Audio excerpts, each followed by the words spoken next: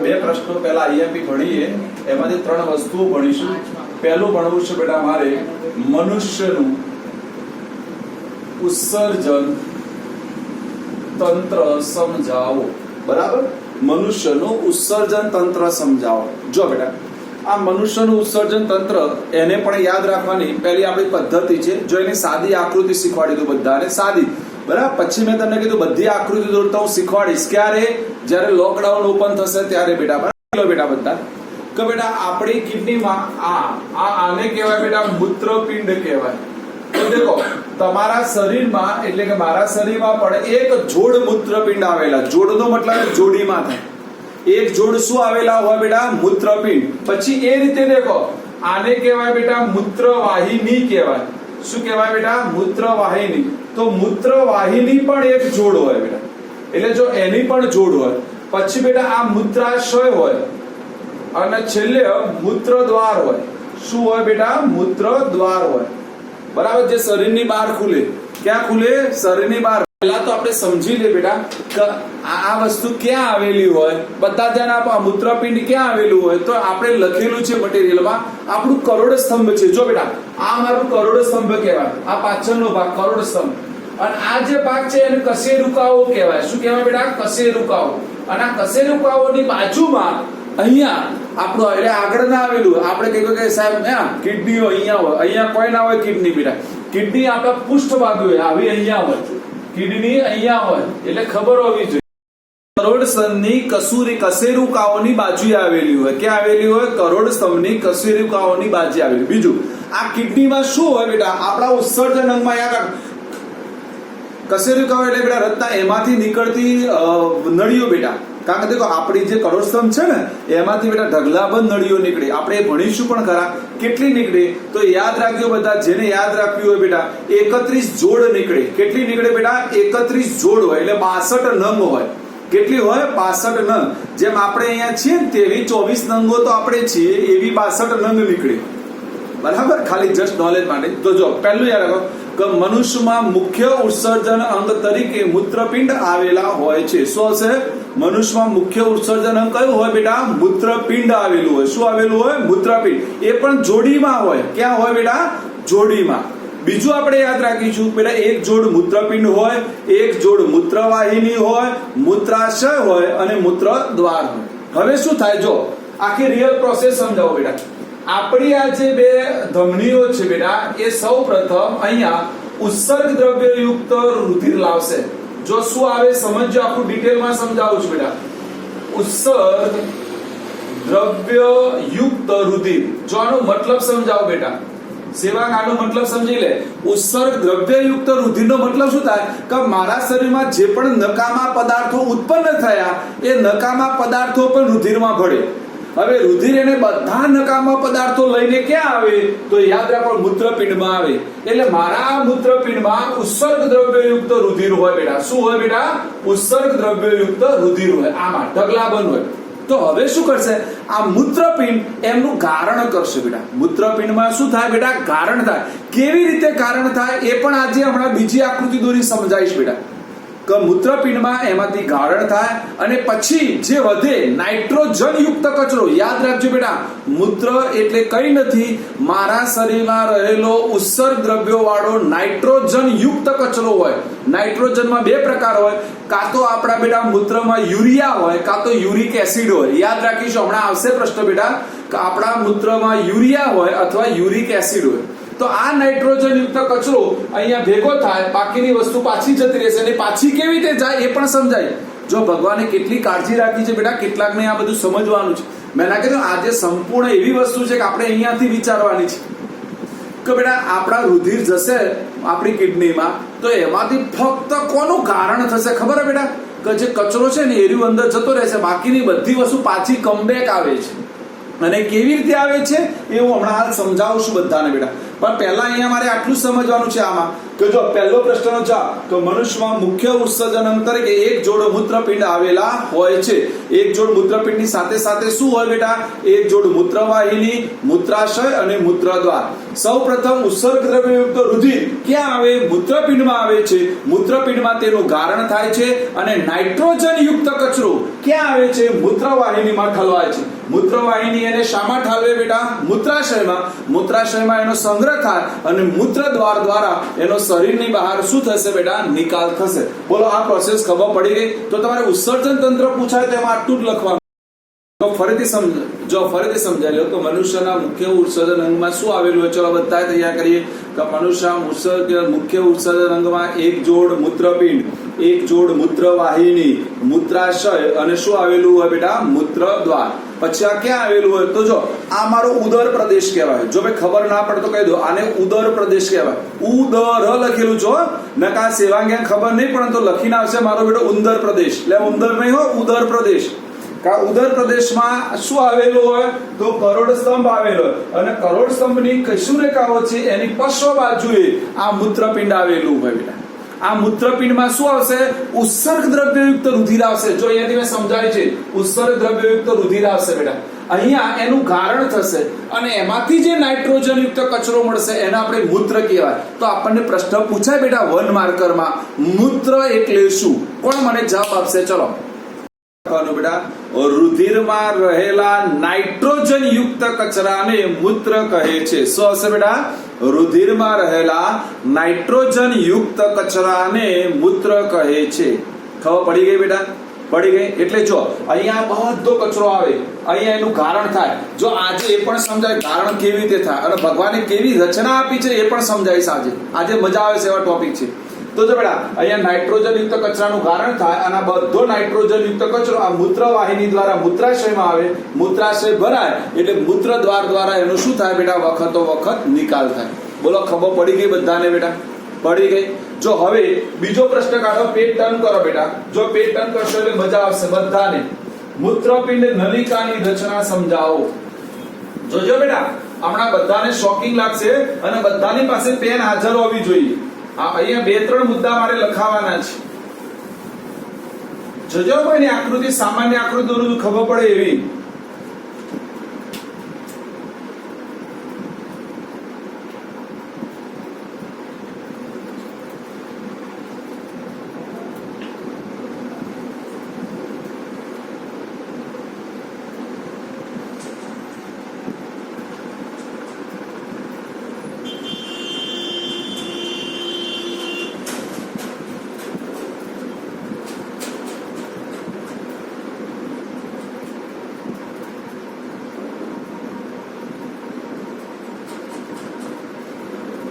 જો બેટા પહેલી આ નળી છે, સમજવાનો પ્રયત્ન કરીશું બધા.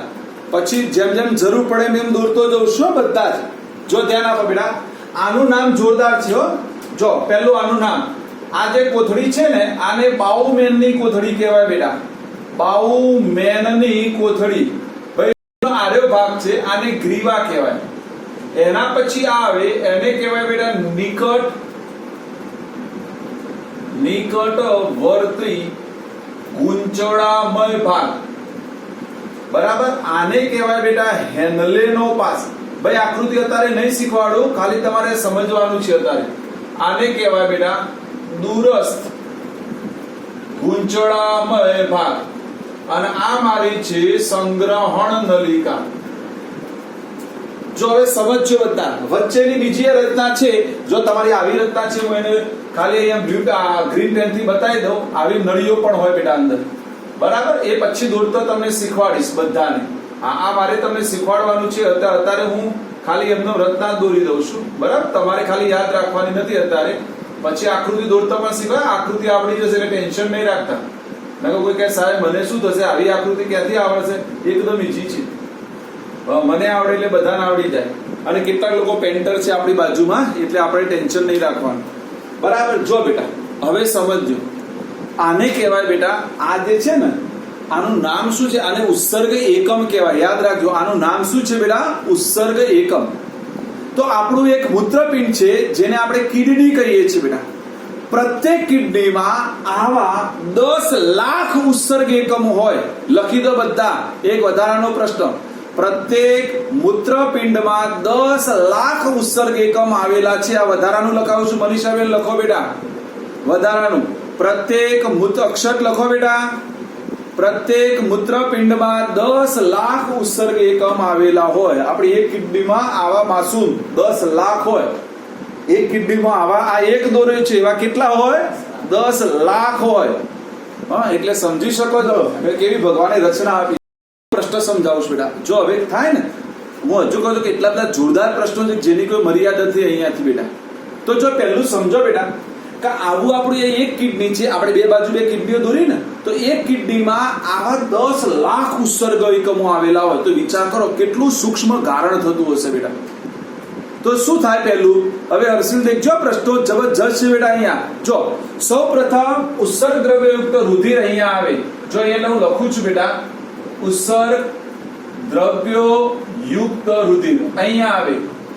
એટલે પહેલું ક્યાં આવે બેટા?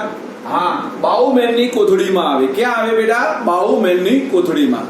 આ બાઉમેનની કોથળીમાં અસંખ્ય, યાદ રાખીશું બેટા, આ બાઉમેનની કોથળીમાં અસંખ્ય, શબ્દ યાદ રાખો, અસંખ્ય રુધિર કેશિકા ગુચ્છ આવેલા હોય. શું આવેલા હોય બેટા? અસંખ્ય રુધિર કેશિકા ગુચ્છ આવેલા.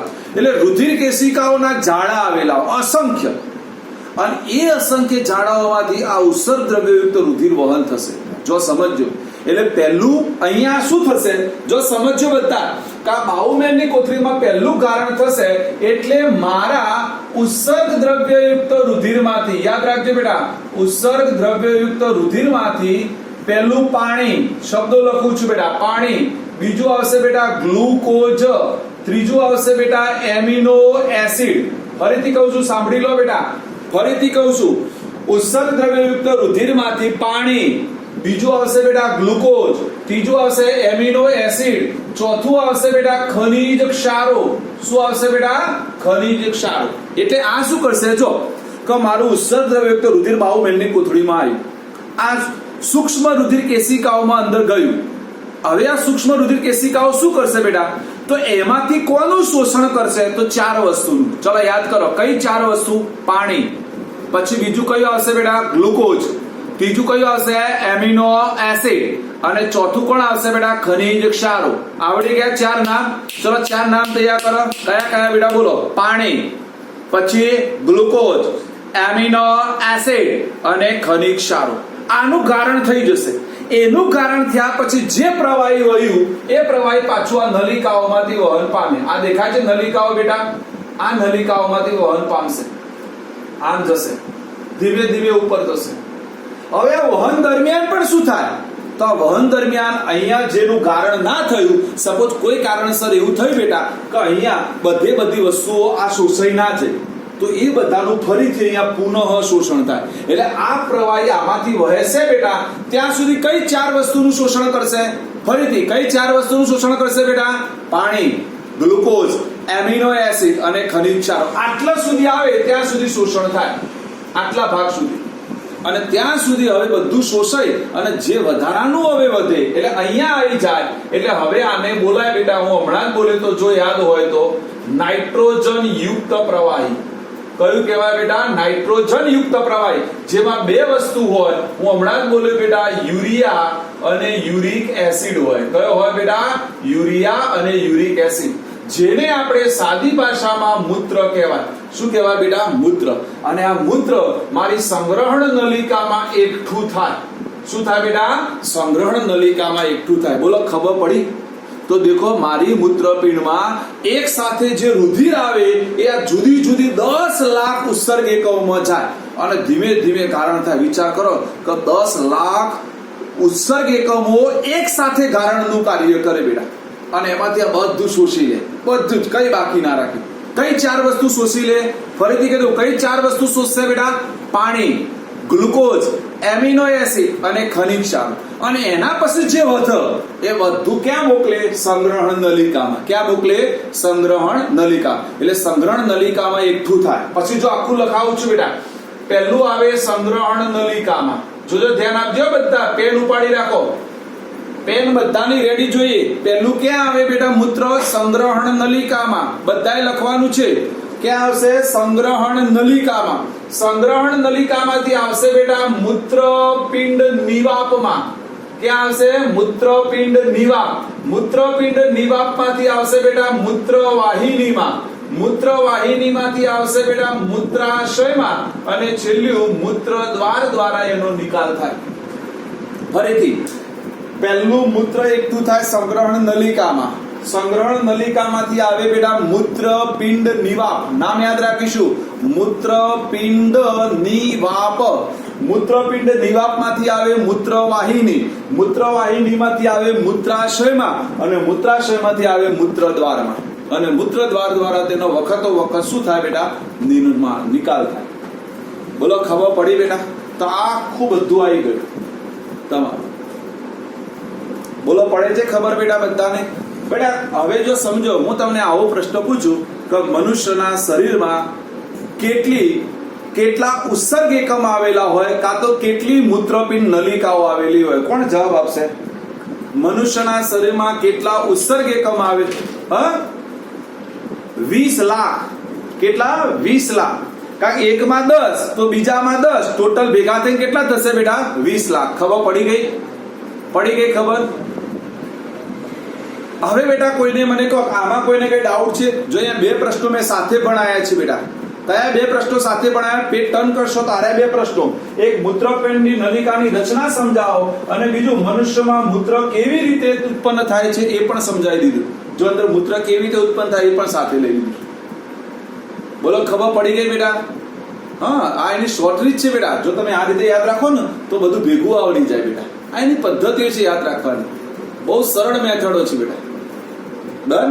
ચલો હવે બીજો પ્રશ્ન કહું છું, એક્સ્ટ્રા ધ્યાન આપજો. હવે મને આ કીધું કે આજે બધું શોકિંગ ભણવાનું છે. જો સમજો બેટા, શું છે? આપણ થાય સાહેબ, આપણા દિવસ દરમિયાન કેટલા લીટર રુધિરનું ગારણ થાય? તો યાદ રાખજો બેટા, દિવસ દરમિયાન 180 લીટર રુધિરનું ગારણ થાય. દિવસ દરમિયાન કેટલા લીટર રુધિર આવે કિડનીમાં? 180 લીટર. તમે કહો સાહેબ મારા શરીરમાં 180 લીટર રુધિર હશે? ના બેટા, એવી રીતે નહીં.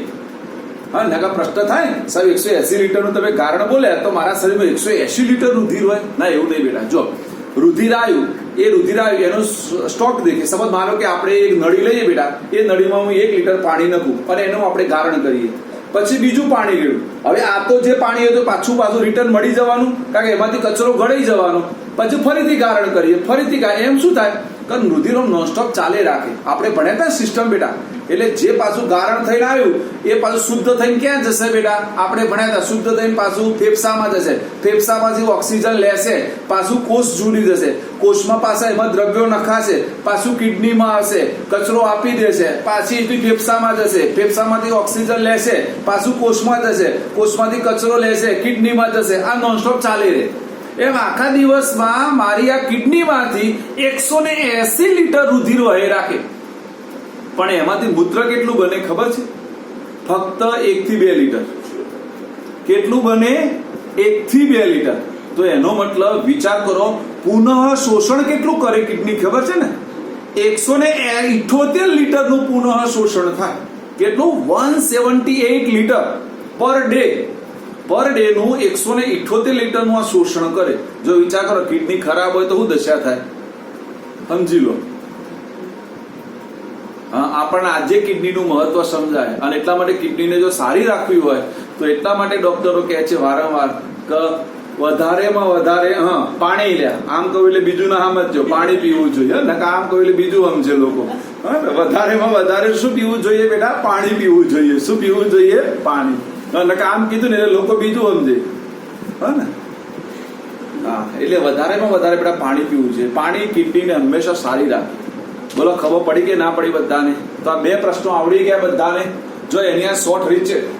છેલ્લો પ્રશ્ન એવો છે, વનસ્પતિમાં ઉત્સર્જન સમજાવો. જો બેટા મેં એક્સ્ટ્રા પ્રશ્નો લખી તમને આપેલા છે બધાને બેટા. પેલો 180 લીટર વાળો છે ને એ પણ લખીને આપેલો છે, એટલે તમને બધું આપી દીધેલું છે બેટા. હવે જો આ છેલ્લો પ્રશ્ન છે આ ચેપ્ટરનો કે ભાઈ વનસ્પતિઓમાં ઉત્સર્જન સમજાવો. તો જો આ પ્રશ્ન એકદમ સરળ છે. જો બેટા આ પ્રશ્ન આપો તો વનસ્પતિમાં ઉત્સર્ગ દ્રવ્ય કેવી રીતે મુક્ત થાય? તો પહેલા પર્ણની વાત કરી. જો આપણામાં ઉત્સર્ગ દ્રવ્યોમાં પાણી છે, એ વનસ્પતિમાં ઉત્સર્ગ દ્રવ્યોમાં બે આવે બેટા. પહેલા પર્ણ બે વસ્તુ મુક્ત કરશે. કઈ? ઓક્સિજન અને પાણી. કયું બેટા? ઓક્સિજન અને પાણી. કારણ કે આપણે ભણી ગયા હા, જો પ્રકાશ સંશ્લેષણની ક્રિયા થશે તો આપણે પેલું યાદ કરાડો, રક્ષક કોષમાં પાણી જશે. રક્ષક કોષમાં પાણી જાય એટલે રક્ષક કોષ શું થાય બેટા? ફૂલે. રક્ષક કોષ ફૂલે તો પર્ણરંધ્ર ખુલે. પર્ણરંધ્ર ખુલશે એટલે વાતાવરણમાંથી કાર્બન ડાયોક્સાઇડ લેશે અને અંદર રહેલો ઓક્સિજનને વાતાવરણમાં શું કરશે બેટા? મુક્ત કરશે. એટલે પહેલો ઓક્સિજન ક્યાંથી મુક્ત થાય? ખબર પડી? પર્ણરંધ્રમાંથી. અને એ ક્રિયા દરમિયાન આપણે એવું પણ ભણ્યા હતા કે રક્ષક કોષો વાતાવરણમાં પાણી પણ શું કરશે બેટા? મુક્ત કરશે. કઈ ક્રિયા દ્વારા? બાષ્પોત્સર્જનની ક્રિયા દ્વારા. કઈ ક્રિયા દ્વારા બેટા? બાષ્પોત્સર્જનની ક્રિયા દ્વારા. એટલે જો આપણે મટીરિયલ લાવ્યા હોય તો બધા દેખો મટીરિયલમાં, એટલા માટે બધી વસ્તુ મેં તમને આપી દીધી. જો પહેલું પોઈન્ટ તમને મળી ગયો તો વનસ્પતિઓમાં પ્રાણીઓની જેમ કોઈ ઉત્સર્ગ અંગો હોતા નથી જુદા જુદા, બરાબર? હા, એટલે આપણા જેવું સ્પેશિયલ ના હોય કે ભાઈ મૂત્ર કરવા માટે સ્પેશિયલ અલગ વ્યવસ્થા છે, એવી વનસ્પતિ વ્યવસ્થા ના હોય. હો નકર વનસ્પતિ આપણે દેખવી પડે, કેવું લાગીએ, દેખીએ કેવું ગેસિંગ કરો કે વનસ્પતિમાં આવું ઉત્સર્જન અંગ હોય તો કેવું લાગોત? હા, આપણે જે વ્યવસ્થા છે એવી વ્યવસ્થા હોત તો હા અજુગતું લાગે ને. એટલે એનું કોઈ એવું છે ને બેટા પેસિફિક અંગ. એ બધા અંગો દ્વારા ઉત્સર્જન ક્રિયા કરે. તો પહેલું એમાં કોણ ભણી ગયા? પર્ણ. ચલો, પર્ણ કોનું ઉત્સર્જન કરે? ફટાફટ. પર્ણ કોનું ઉત્સર્જન કરે? નિષ્ઠા બેટા, નિષ્ઠા ફટાફટ.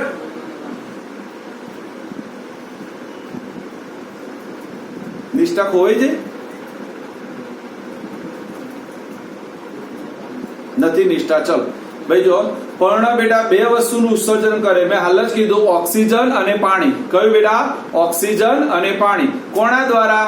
તો ઓક્સિજન આવશે વાયુરંધ્રો દ્વારા અને પાણી બાષ્પોત્સર્જનની ક્રિયા દ્વારા. કોના દ્વારા? બાષ્પોત્સર્જનની ક્રિયા દ્વારા. હવે છેલ્લી લાઈન દેખો બેટા, બધા મટીરિયલમાં આવું લખેલું છે કે કેટલીક વાર વનસ્પતિઓ નકામા ઉત્સર્ગ દ્રવ્યો પદાર્થો પર્ણોમાં સંગ્રહ કરે છે. એટલે એવું થાય, હવે ધારો કે ઓક્સિજન અને પાણી સિવાયના નકામા પદાર્થો ઉત્પન્ન થાય તો વનસ્પતિના પર્ણમાં પડ્યા રહે અને પડ્યા રહીને ધીમે ધીમે એનો સંગ્રહ થાય અને છેવટે એ પર્ણ જ્યારે પડી જાય, ખરી પડે એટલે એના ઉત્સર્ગ દ્રવ્યો પણ નાશ થઈ જાય.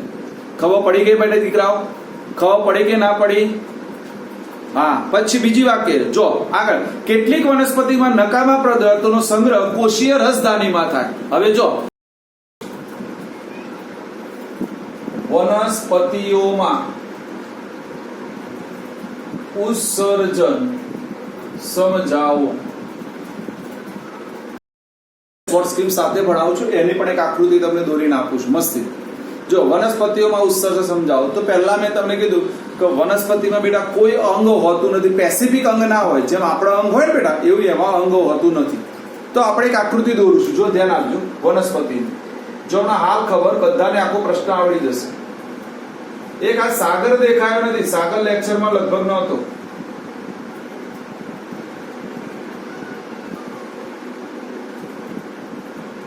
ચલો બેટા, જો આપણી આ આકૃતિ છે, આ આકૃતિ એનો જવાબ આપી દેશે આખા પ્રશ્નનો. જો ધ્યાન આપો બેટા, આપણે ભણીને આવે કે બેટા વનસ્પતિના પર્ણમાં પહેલો O2 ઉત્પન્ન થશે. થશે ને? કઈ ક્રિયા દ્વારા ઉત્પન્ન થશે? બધાને ખબર છે બેટા, પ્રકાશ સંશ્લેષણ દ્વારા. ધ્યાન આપજો, બધાને આવડી જાય એમાં દીકરાઓ. પ્રકાશ સંશ્લેષણ દ્વારા ઉત્પન્ન થશે અને એનો વાયુરંધ્ર દ્વારા. હવે જો કોઈને ના ખબર પડે તો ફરી લખું છું, વાયુરંધ્રને આપણે બીજું પણ નામ આપી દીધું, પર્ણરંધ્ર પણ કહેવાય. શું કહેવાય બેટા? પર્ણરંધ્ર. તો પર્ણરંધ્ર દ્વારા એ વાતાવરણમાં મુક્ત કરશે. શું કરશે બેટા? વાતાવરણમાં મુક્ત કરશે. એટલે જો પહેલું કે વનસ્પતિમાં જે ઓક્સિજન ઉત્પન્ન થયો એ ઓક્સિજન વાયુરંધ્ર અથવા પર્ણરંધ્ર દ્વારા વાતાવરણમાં શું થયું બેટા? મુક્ત થયું. આ પહેલી રીત. બીજું કે આપણે ભણી ગયા હતા વનસ્પતિ કઈ ક્રિયા દ્વારા બેટા? યાદ કરો હડો, બાષ્પોત્સર્જન દ્વારા. યાદ આવે છે બેટા? વનસ્પતિ બાષ્પોત્સર્જન દ્વારા વાતાવરણમાં શું મુક્ત કરશે બેટા? પાણી મુક્ત કરે. શું મુક્ત કરે બેટા? પાણી મુક્ત કરે. તો જો પહેલી આ પદ્ધતિ બેટા, કોઈનો અવાજ ચાલુ થઈ જાય છે વારંવાર, આ ના થવું જોઈએ. જો બેટા આ પ્રોબ્લેમ હોય તો બોલો બેટા. કોઈને છે? કોઈને પ્રોબ્લેમ આ બે માં? જો ફરીથી કહી દઉં છું, કે રિયલમાં વનસ્પતિ શું કરે તો એના શરીરમાં બે વસ્તુ જે ઉત્પન્ન થાય, પ્રકાશ સંશ્લેષણ દ્વારા ઓક્સિજન અને બીજું મૂળ દ્વારા આવેલું પાણી, એ પાણી બાષ્પોત્સર્જનની ક્રિયા દ્વારા મુક્ત કરશે અને પ્રકાશ સંશ્લેષણ દરમિયાન ઉત્પન્ન થયેલો ઓક્સિજન એ પર્ણરંધ્ર દ્વારા મુક્ત કરશે. બીજું, કેટલીક વનસ્પતિમાં શું થાય બેટા, ધ્યાન આપજો બધા. જો એ આ બાજુ એક આકૃતિ દોરું છું બેટા.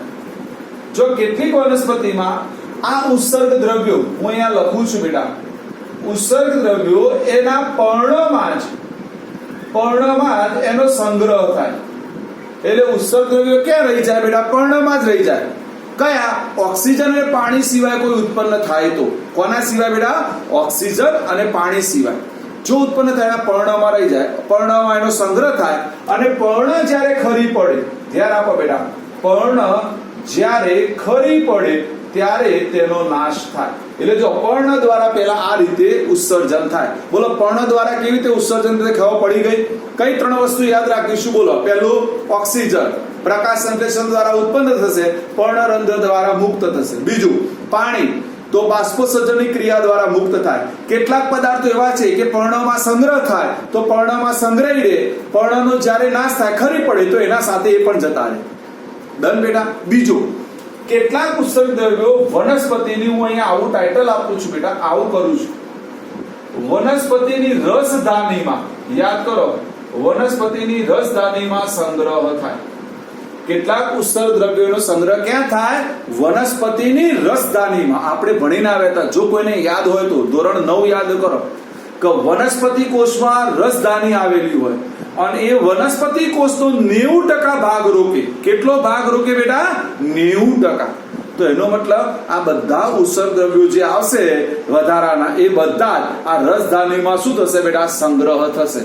અને જ્યારે એ રસધાની ભરાઈ જાય એટલે એનો શું થઈ જાય બેટા? હા, એ જડ સ્વરૂપે ત્યાં જમા થઈ જાય. એટલા માટે જો વનસ્પતિ તમે પહેલા દેખજો, શરૂઆતમાં નાની વનસ્પતિ હોય ને તો એનું જે થડ હોય ને, થડ બેટા સમજ્યા, બધી વસ્તુ સમજાવો, થડ હોય એકદમ સોફ્ટ હોય, પણ જેમ જેમ વનસ્પતિ મોટી થતી જશે એમ એના ઉપર કાષ્ટીય પ્રકાંડ બનતા જશે. હવે આપણે થાય આ કઠણ પ્રકાંડ એટલે શું? તો કઈ નહીં, આ રસધાનીઓ બધી શું થઈ ગઈ? ઉત્સર્ગ દ્રવ્યો ભેગા થતા ગયા એટલે કડક બનતું થયું એ એના પ્રકાંડ ઉપર જમા થતું જાય. જેને આપણે કેટલી વખત શું થઈ જાય, વધારે જમા થાય તો આપમેળે ખરી એ પડે. ખબર ને, પ્રકાંડ ઉપરથી છાલ બધી ખરી પડે છે. તો એટલે કઈ નહીં, એટલે જ ઉત્સર્ગ દ્રવ્યો. બોલો, ખબર પડી બધાને? હવે આ રીતે ના આવે તો શું થાય? જો હવે હું અહીંયા લખું છું બેટા, જલવાહક પેશી. કેટલાક ઉત્સર્ગ દ્રવ્યો જલવાહક પેશીમાં સંગ્રહ પામે. શામાં સંગ્રહ પામે બેટા? જલવાહક પેશીમાં. અને કેટલી વખત એ જલવાહક પેશીમાંથી પ્રવાહી સ્વરૂપે બહાર આવે. કયા સ્વરૂપે બહાર આવે? પ્રવાહી. સપોઝ તમે બધાને ખબર છે, અને કેટલાક લોકો આપણે ખાઈએ પણ છીએ, ગુંદર. યાદ કરો, હે ને, વનસ્પતિમાંથી આપણને ગુંદર મળે. હા, એટલે ગુંદર એટલે કઈ નથી, વનસ્પતિનો ઉત્સર્ગ દ્રવ્ય છે. તો જલવાહક પેશીમાં પ્રવાહી સ્વરૂપે. હવે આ જલવાહક પેશીમાં કયા ઘટકોનો સંગ્રહ થાય તો એક લિસ્ટ આપી છે, એના નીચે અંડરલાઈન કરી નાખો બેટા. એટલે હું અહીંયા ડિટેલમાં લખું છું. જો આવી રીતે કરી આમ કરીને બતાવું છું, જલવાહક પેશી. અને જલવાહક પેશીમાં કયા ઘટકોનો સંગ્રહ થાય તો એક તો હશે બેટા સ્ફટિકો, પછી આવશે બેટા રેજીન, પછી આવશે ટેનિન, પછી આવશે ગુંદર. આ બધા, એટલે સ્ફટિકો આવે, રેજીન આવે, ટેનિન આવે, ગુંદર આવે, બધા જ. હવે કોઈને પ્રશ્ન હોય તો એનો જવાબ, સ્ફટિકો એટલે શું બેટા? જો કેટલાક ઘટકો હોય, સ્ફટિક સ્વરૂપે હોય. જો આપણા ઘરમાં પણ કેટલાક સ્ફટિક સ્વરૂપે પદાર્થો બને, જેને આપણે દળી દઈએ ને બેટા, અને છતાં પણ એના કણ જોવા મળે એટલે કકરો લાગે, એટલે સ્ફટિકો કહેવાય. દળવા છતાં પણ કેવો લાગે બેટા? કકરો લાગે, એને સ્ફટિકો કહેવાય. રેજીન અને ટેનિન પદાર્થો છે. જો આ ટેનિન છે, આ ટેનિન માંથી લીલન નામનું કાપડ બને બેટા. ટેનિન માંથી લીલન, આપણે કઈ ને લીલનના કપડા કહીએ, એ એમાંથી બને. અને ગુંદર, યુ નો વેરી વેલ, બધાને ખબર છે ગુંદર એટલે શું. તો જો આ બધા ઉત્સર્ગ દ્રવ્યો છે. અને કેટલાક ઉત્સર્ગ દ્રવ્યો શું કરે તો યાદ રાખજો, મૂળ દ્વારા એનો જમીનમાં ત્યાગ કરે. શામાં ત્યાગ કરે બેટા? જમીનમાં ત્યાગ કરે. એટલે જો વનસ્પતિના 3 અંગોએ શું કર્યું? ઉત્સર્જનનું કાર્ય કર્યું. પર્ણએ પણ કર્યું, પ્રકાંડે પણ કર્યું, અને કોને કર્યું બેટા? મૂળે પણ કાર્ય કર્યું. બોલો, ખબર પડી? આ એક જ આકૃતિમાં બધું સમજાઈ દીધું. આ એની શોર્ટ રિવ્યુ. જો બેટા અહીંયા કેટલાક પ્રશ્નો એવા છે કે મેં તમને બહુ વ્યવસ્થિત આકૃતિ દ્વારા સમજાયા છે એટલે